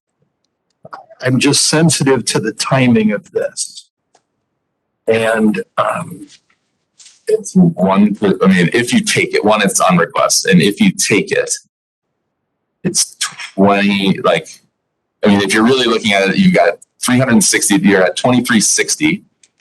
Plus, if you took it already, you'd have another 240. So then you're at 2,600 for the year. If you add in 20 a month, now you're at 240. So you're at, it's minuscule. you're at less than 10%. I'm just, me, Sorry, but yeah, I just want to make sure that the percent, I think it's a less than 10% bump. there could be a headline that basically says that the school board increased their pay by 25%. But I fail to see how 25% comes out of any number out of there. $40 a month is $500 essentially a year, 500 into 2,000. It's currently 20. And it's currently $20. So we're upping, if you take it, which I actually am not certain that anybody on the board does, just based on the age of my kids. Little kids, and I do not take it. Right. So, but regardless, so we're going up. So it's an under 10% increase. I hear what you're saying. To be taken on middle school. So, but yeah, I mean, I don't know what, like, different people have different levels at which point they're like willing to, like, are you willing to leave home an 11-year-old for a couple hours if you had to, or a 12-year-old or a 9-year-old? You know, it's different for different families. So I'll vote for it. Yeah, so I hear what you're saying. I guess this seems a lot more, like, I agree. That's one reason I didn't think that now was the right time to have the full discussion on, you know, doubling the salary. Can we do that? So that we financially gain from that? Is that something we can actually decide for ourselves? Oh, yes, you can. Really? Yes, you can. Well, I mean, That's why boards, when they do it, put a date on it and say you can't get it until you're elected again. So that if the community doesn't approve of that, they can kick you out for doing it. Gotcha. But I think also though, it's interesting if we were to, and I think let's have it up for debate, but you will also see that given kind of where the climate is right now, that even in those districts, because we were sent the Excel spreadsheet, even in those districts that have up to $9,000 stipend for the school board members. Those school board members in those particular districts are resigning at higher numbers, and it goes back and forth. But to Phil's point, though, I think I know what Phil's talking about, potential optics of everything, especially as it pertains to November. If we go on a referendum as April election. yeah. So, but for me, that shouldn't get in the way of facts. Facts never actually mess up a pretty good story, and a lot of people have great stories to tell. Not with fact, but to me, I'm fine with the increase of the caregiving piece. I am fine there, and let's put up the debate. I don't think we need to have. I mean, I don't think we need to have the larger debate right now. I think that's a longer thing, and I think in a year where we're talking about referendum, I think it's probably not the right time to do it. And I do think you make a good point with, what are our lowest level employees making, even though, like you're talking about drops in the bucket. But I think that's all good discussion that we need to weigh out. And I think it's just a longer one than we need to have right now. So I think I want to keep this on the docket for that particular item, for the overall increase. We'll monitor this, so that will now be, that could be part of monitoring. When This is our self-monitoring. This is governance culture. I mean, that's what I mean, self-monitoring. Yeah, We monitor, we'll be compliant. we have to bring that back then for another revision at some point if we decide to revise it. Salary. And then that's, for that, this item is smaller to me, but I guess I see what Bill's saying, but in that item, I would argue more, if I were coming tonight with the doubling, I would have it written in, starting in 2023, members elected to the board upon their election, so that it would step up. So you'd have 3 years. So literally everyone on the board would have to be elected prior to receiving them again, or. Sure. Yeah, we don't have to have that conversation. Sure, thank you. I fully support the caregiving stipend, $20 per month increase, I guess. So the wording that's there, you're okay with, is what you're saying, Yes. right? Mark, I heard you say you're okay with it. Oh, like I said, that's not even, I think you can, that's below actually what the, our city and county council has on theirs. I think they don't, isn't there $75? It could well be, but I did not look at that. I literally just took the number that we had and said that gets my kid 2 hours of babysitting when he goes to help our friend out. And so if I'm thinking of that, like I double it, then like I could sort of say like, well, you get I think it should be a lot more, but this is what I felt like I could bring tonight and just. Yeah, my son makes that, the driveway of, our neighbors who are, snowbirding in Florida, actually per snowfall. Dang, I thought my kids were they got 20. Yeah. I'm gonna have vendors talk with Caleb and really help this game. Yeah, sure. So, All right. So do we want this to be an individual item, or can we just put it on consent? I'm fine with it on consent. But I mean, I am sensitive, Bill, to the fact, it is an increase. Even if none of us take it, that won't matter. I say let's put it as an individual, okay? But then actually make kind of make that statement and put it in context so it's there that at the present time, no one on the board is actually, and or we just say this is an alignment with kind of trying to catch up with current practices and respecting actually kind of what work. This holistic approach of that we, but I'm gonna vote in favor of it. $40 caregiving stipend makes sense.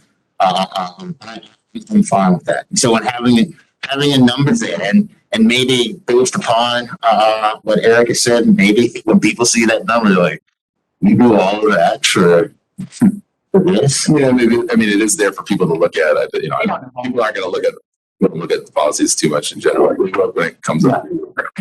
What are your thoughts, individual or consent? I consent myself. Erica? I don't care. Bill? Oh, man. Can we, well, I was thinking, Let's say individual. I don't know, Terry, if you would just put a period on the end of at the G. It's going to have to be updated. This is just a Word document that I cut and pasted. So she's going to have to make Right there? those changes, but. Yes. And the end of that. I would love to see it go through consent, but I just, it's needed, For comment person. Full Oxford comma, yeah. Actually, that might be my next tattoo. I might just say full. I have some plans for a bigger tattoo, but a smaller one that just says full Oxford comma with no explanation actually sounds really great. You're not allowed to tell that to your dad. He'll take it, and then I can't have the same tattoos as your dad. Say, can we used to get back on track? Come on, guys, it's late. Let's We got. Okay, let's keep going. Let's keep going then. All right. So,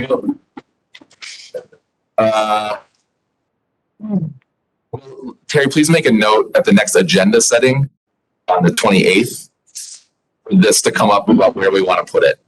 So we'll have that conversation and decide on, because we had 2 people say individual, we had 2 people say consent, we had 1 person say I don't care. So we'll talk about it then and we'll put it, if it needs to be, if people want it pulled out, then from consent and it's not consent, we can always do that. Or if it goes the other way. and I think Josh is, on agenda setting. That will be, Is he right? so. Can you volunteer for that one? Oh, that is, I think you're right. Yes. Okay. Thank you. And thank you, Lori, for trying to get me back on track. So now we've got OE5 student learning environment. Michael, you had something about bullying and Yeah, so for me, it was all it would be. It was it's that free from all types. If you go to OE3, OE5-3, to ensure student mental and physical health by promoting proper exercise, nutrition, sleep, and environments free from bullying, discrimination, bias, and other forms of intimidation. yeah, so it would be free from all types. And I guess for me, what was not, all types of bullying, discrimination, and what was not clear to me in the artifacts, and especially given this age, is the increase in where we see cyberbullying actually superseding that of that physical aspect of bullying that people perceive. And so all types. And when you think about how discrimination has been defined in our policies and procedures, it's multiple aspects. So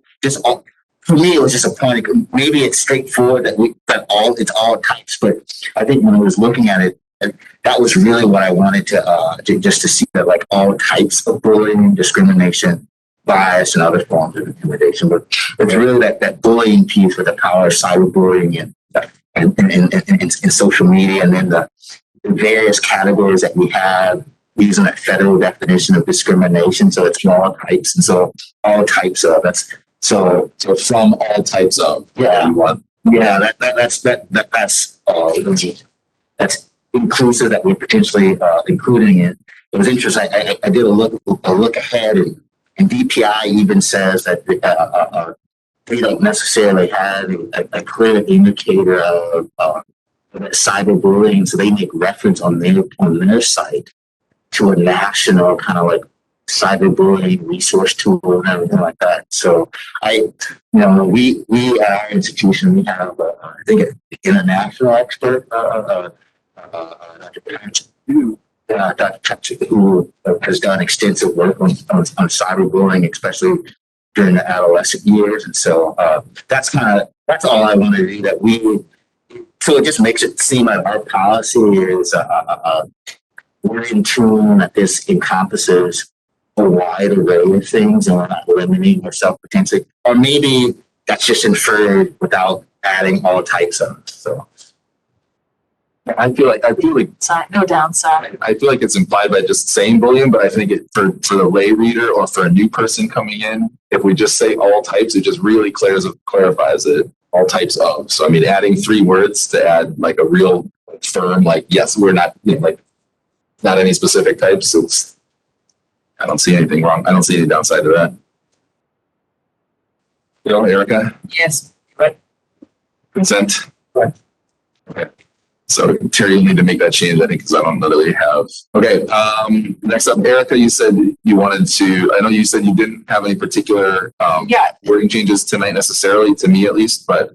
Yeah. So this one, I would not want to be prescriptive as far as the character strong thing. I think what I was looking at with OE 4.7 is to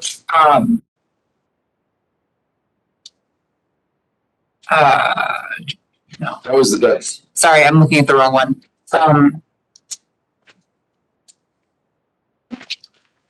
So technically, this would be OE 5.7, right?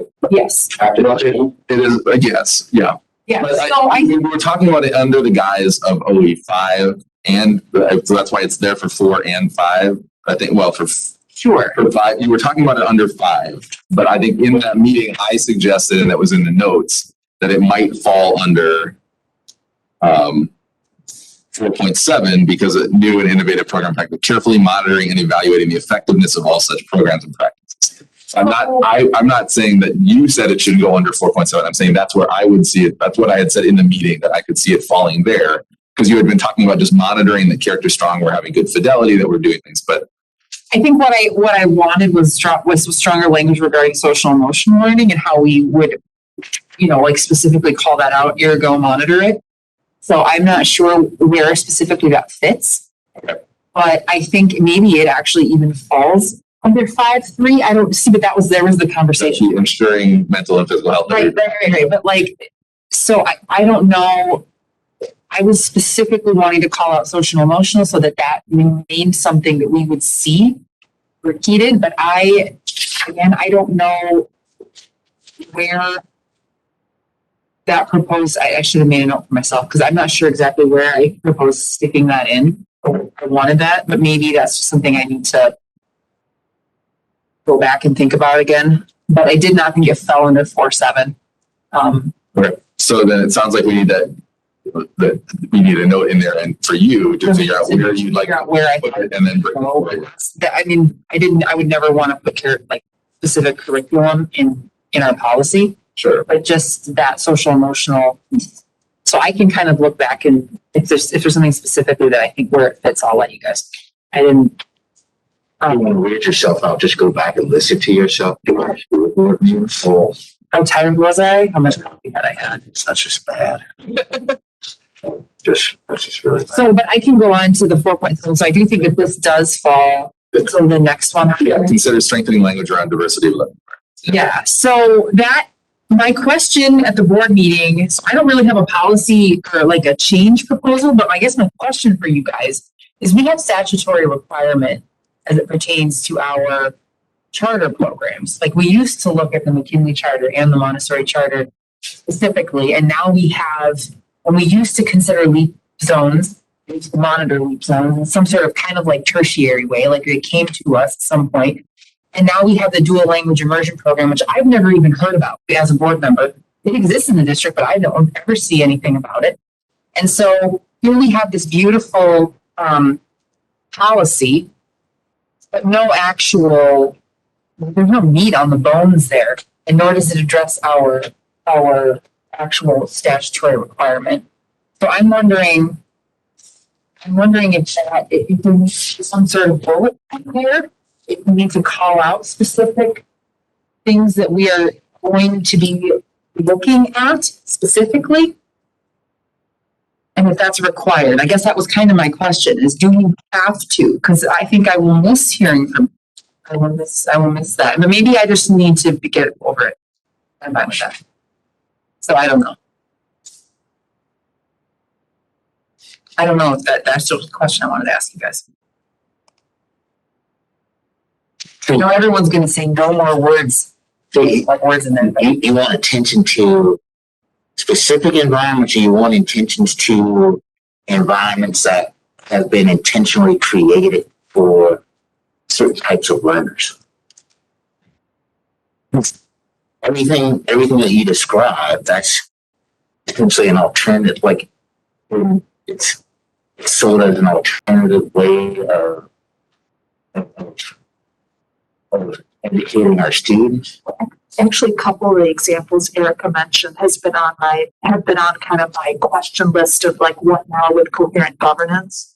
One is the approval of the charter contracts. We have Montessori on a limited contract for an earlier check-in on equity concerns. So what are we doing with those contracts? Or when do we see the Montessori contract again, if at all? Those are legal obligations, so we have to have it back every time. Like that's outside of this. Like we have to follow all of them. So we will see the contracts for Montessori and for McKinley and for the virtual school, because that's a charter as well. Yes. Right. So those programs, we will see their contracts when the contract the contract with discussion, with critique. If for example, Montessori hasn't made any progress in their equity work, and then we'll have to make decisions. So the charters are I think outside of all those things will come back.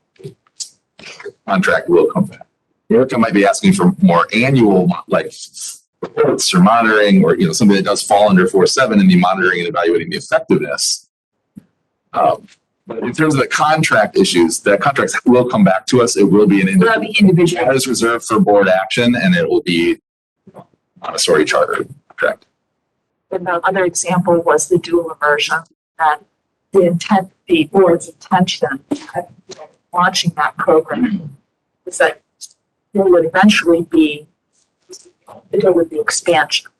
So how or when do I hear that dual immersion is moving to other elementary schools, or the middle schools are getting ready to receive these kids with immersion programs? They're in second grade right now, coming sooner than you think.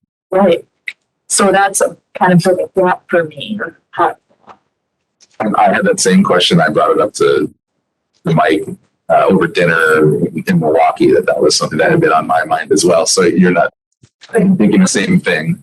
But I'm just saying that you know, I don't know if we need to have specifics in there about the types of, I mean, like, does it need to be more specific? So there's actually, it says to encourage new and innovative programs and practices. That careful monitoring, I mean, so the thing is like, how will we see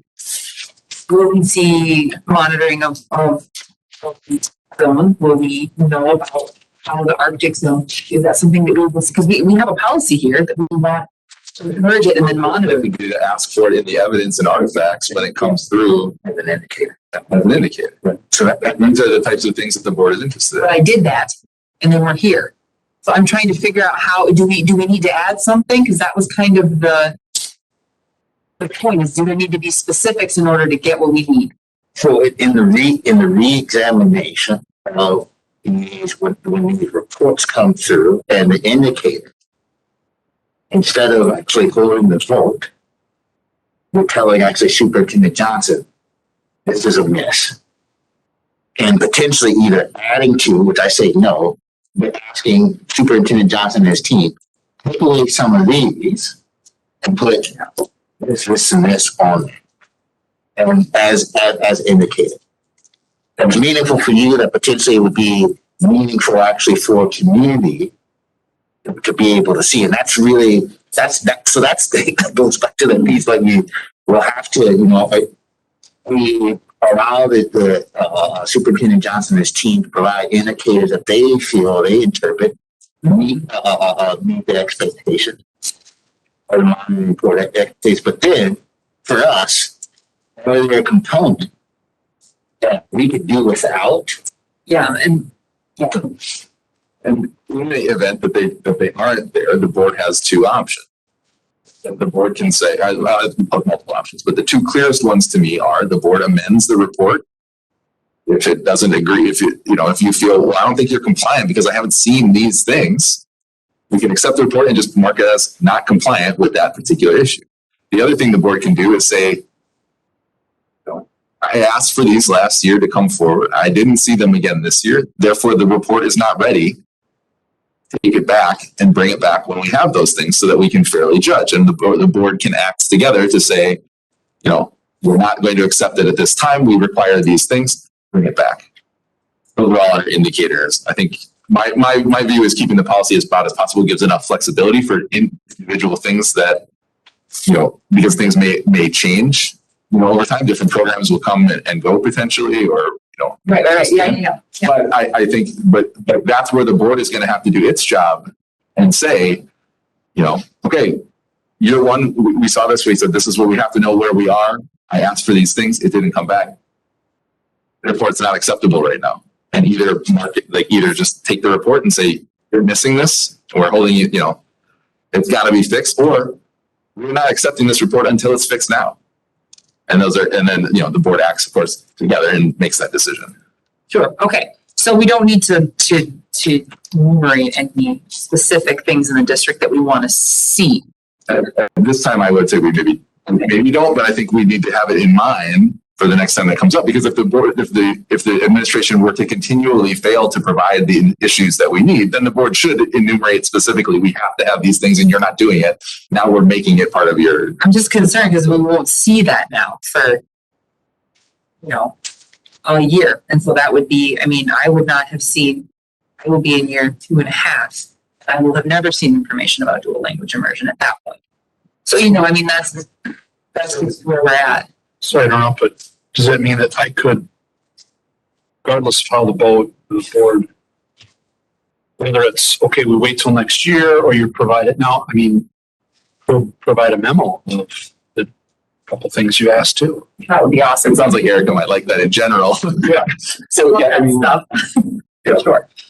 Yes. Thank you, Mike. So that was kind of the thing. I didn't know. I do think it's that reactive versus, there's something missing here. And how do we make sure that everyone's knowledgeable and they get what they need when I'm not here to be the one harping on it and remembering that I have the institutional knowledge. So that is the part that I think, you know what I mean? The institutional knowledge. I'm not going anywhere. Not yet, but you know what I mean? So just how do we make sure these are specific enough that future boards will have the information? Not so much that, like, what if there was a board 3 years from now that didn't, you know? The board 3 years from now has to decide what its needs are based on the policy. So Very true. we have to trust that they'll do the work the way that they need to, because it might be different than us.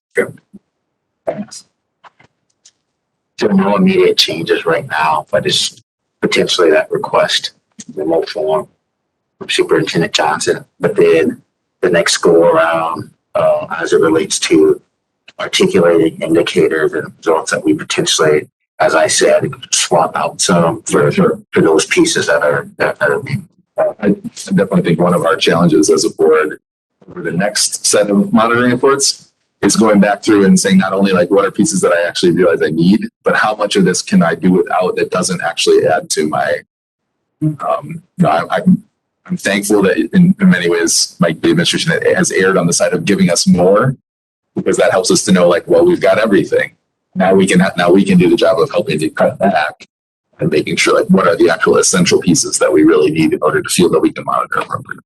I think that's a good challenge for the next year's board cycle that starts up in monitoring cycle starts up in August. If we keep basically the same one, or like I was fiddling around with a potential, I would push it back to start in September. But anyhow. All right, I think we got maybe a chance on OE11. Nicole, you had brought up some ideas about referendum. I don't know if there was language. I mean, it was just a discussion, but it was on there, so I wanted to give you a chance. Yeah, and for me, it was just in those indicators when it was determined about potential revenue streams in OE11. That why, as I expressed to Abby and Superintendent Johnson, that I think the realities of where we are is that referenda could be considered as revenue streams or a source of financing the district. And I was just overall, it's not actually, it's not the link. It's just was in those indicators that was not included as a financial, like as a revenue stream. For me, it's kind of one of those things that realistically, I think that's kind of what we have to think about the strategic utilization of referenda for our school board to a point where we can support teachers and student learning, but maintain our facilities and all those other things. And so that was my piece about that referendum. That can we find it there, and making the point that that's included as a strategic way of financing the district. So you're almost talking about then an overall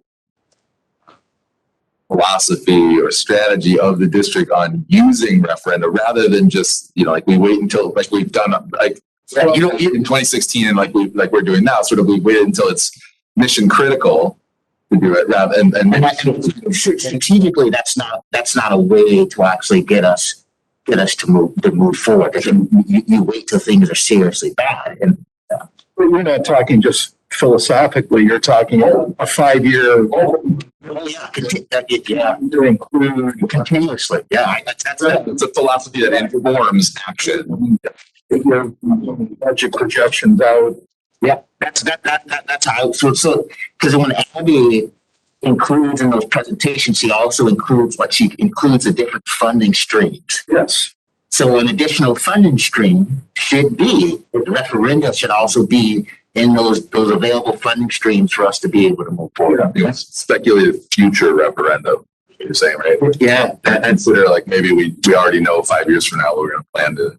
Well, I think we do. We'll know where we stand as it relates to. So that's about it. There's no change. No changes.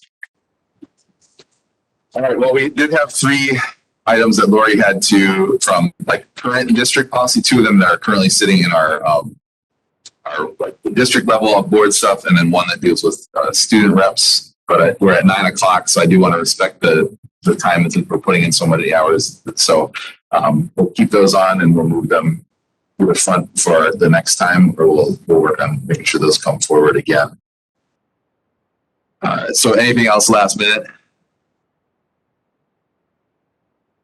Terry, you're clear on all of the sort of, So what I'll do is I'll put it together. I'll send it to you just to make sure that. right, and we'll have a chance to talk about it at the next agenda setting as well, just to make sure with multiple of us, because it obviously won't come for any board action until the 7th.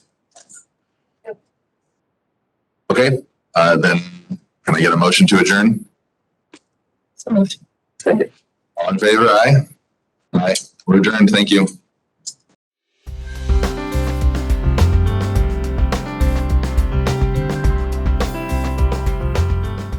This program was brought to you by a cooperation between Newsworks and the Eau Claire Area School Board.